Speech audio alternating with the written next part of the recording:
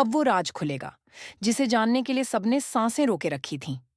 राधिका अब एक ऐसे मोड़ पर खड़ी है जहां उसे साबित करना होगा कि वो सिर्फ एक माँ ही नहीं, बल्कि एक सच्ची औरत भी है।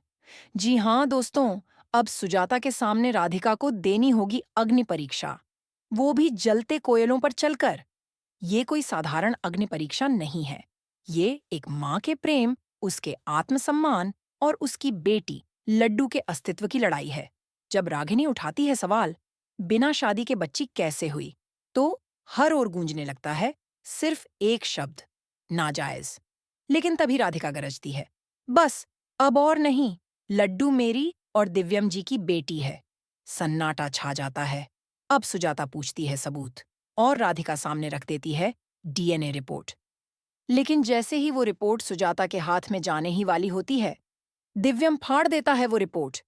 हवा में उड़ते टुकड़ों के बीच दिव्यम की आवाज गूंजती है, मुझे राधिका पर पूरा भरोसा है, जो वो कहती है वही सच है। लेकिन सुजाता नहीं मानती। वो कहती है, अगर राधिका सच में पवित्र है तो चलकर दिखाए, जलते कोयलों पर।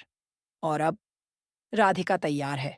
हाँ, वो जलते अंगारों पर चलने को भी तैयार है, अपनी बेटी के लिए, अपने प्यार के लिए। लड्डू चिल्लाती है, मम्मा मत करो, जल जाओगी। दिव्यम भाग कर आता है, और ठीक उसी पल, जब राधिका कदम बढ़ाने ही वाली होती है, वो उसका हाथ पकड़ लेता है। बस, बहुत हुआ।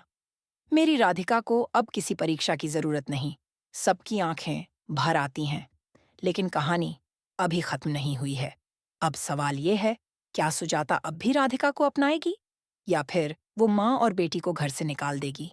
अगर आप चाहते हैं कि राधिका को उसका हक मिले, तो नीचे कमेंट में जरूर लिखें, हम राधिका के साथ हैं। और ऐसे ही और धमाकेदार ट्विस्ट्स के लिए चैनल को सब्सक्राइब करना मत भूलिए।